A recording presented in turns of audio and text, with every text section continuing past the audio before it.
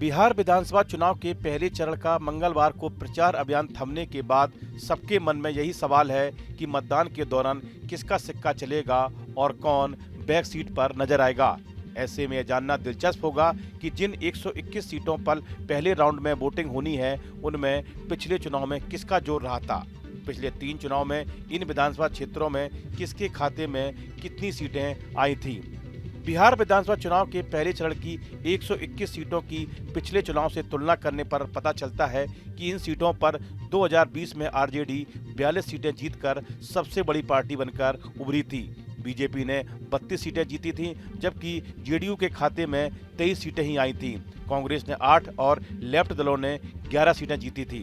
2020 के आंकड़े दिखाते हैं कि पहले चरण की इन आधी से ज्यादा सीटों पर आरजेडी और बीजेपी का सीधा वर्चस्व था। इन 121 सीटों की पिछले 3 चुनाव में स्थिति देखने से पता चलता है कि आरजेडी 2010 में जहां इनमें से केवल 15 सीटें ही जीत पाई थी, लेकिन 2015 और 2020 के दोनों चुनाव में उसने इन पर मजबूत पकड़ बना ली।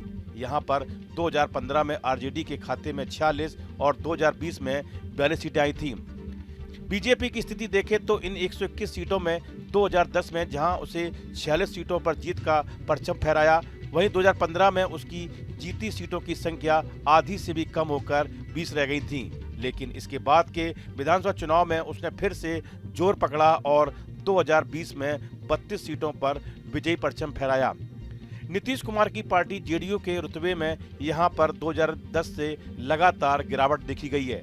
2010 में जहां जेडीयू ने सबसे ज्यादा 59 सीटें जीती थीं, वहीं 2015 में ये घटकर 46 रह गईं। 2020 के चुनाव में तो उसे यहां तगड़ा झटका लगा और वह महज 23 सीटें ही जीत पाईं। अब देखना होगा कि इस चुनाव में नीतीश कुमार इन 121 सीटों में से कितनी सीटें अपनी झोली में डाल पाते हैं। वहीं कांग्रेस की बात करें तो 2020 में वह इन 121 सीटों में से केवल 8 सीटें ही जीत पाई थी। 2015 में भी उसका यही आंकड़ा रहा था, लेकिन इसके पहले के 2010 के चुनाव में उसका यहां पर सूपड़ा ही साफ हो गया था। इस लिहाज से देखें तो इन क्षेत्रों में कांग्रेस ने 2015 और 2020 में थोड़ा दमखम दिखाया, लेकिन इस बार क्या स्थिति होगी ये देखने वाली बात होगी। पहले चरण में वोटिंग जिन 18 जिलों में होनी है, वे बिहार के सामाजिक और राजनीतिक ताने बाने की विविधता को दर्शाते हैं। मुजफ्फरपुर, गोपालगंज, सीवान, सारण, वैशाली, समस्तीपुर, बेगूसराय जैसे जिलों में जाति समीकरण गहरी भूमिका निभाते हैं। वहीं पटना, भोजपुर, बक्सर और नालंदा में राजनीतिक चेतना और संगठन की ताकत अधिक प्रभावशाली है।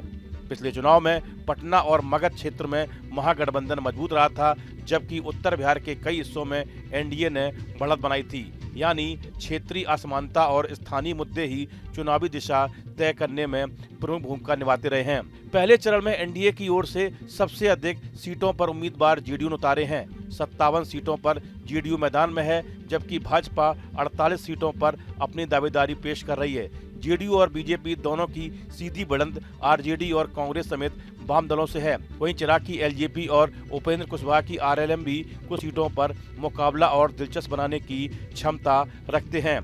यही समीकरण बताता है कि एनडीए अपने पुराने आधार को बनाए रखने और खोए हुए वोट बैंक की वापसी की कोशिश कर रहा है। इस वीडियो में फिलहाल इतना ही। आप बने रहिए न्यूज नेशन के डिजिटल प्लेटफॉर्म के साथ, जहां भक्ति है हर शब्द में, कथाओं में छुपे हैं दिव्य रहस्य और ज्योतिष देता है जीवन को दिशा। धर्म से जुड़ी हर बातों को जानने के लिए हमारे चैनल स्तुति को सब्सक्राइब करें। चैनल पर जाने के लिए इस लिंक पर क्लिक करें।